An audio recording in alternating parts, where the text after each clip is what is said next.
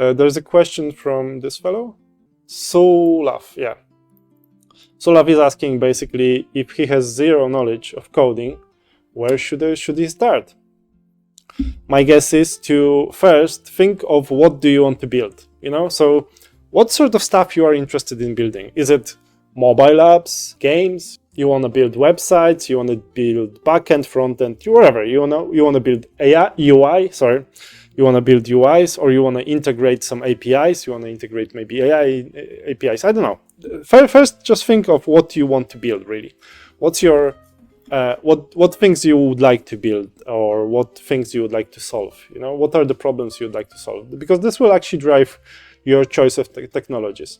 So apps, game, softwares. This is actually a wide thing. Apps, games, and software.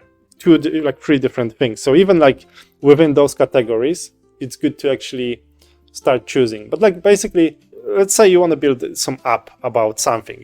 For example, you want to build one app that I was just showing now, which was for measuring the speed and broadcasting to the internet. For that, you could either learn React and React Native, and that this will actually allow you to do Android and iPhone, or you could just learn how to build native apps. And there are different technologies for both. So you could learn C# for Android, yes, and what do you use? Do you use Java for? I don't remember actually.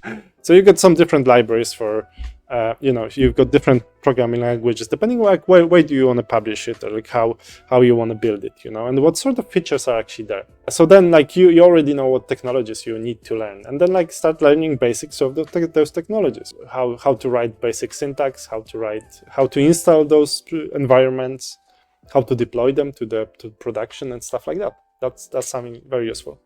Just by answering the question, what do you want to build, it gives you a lot of information about what sort of technologies or what sort of approaches you have to go through.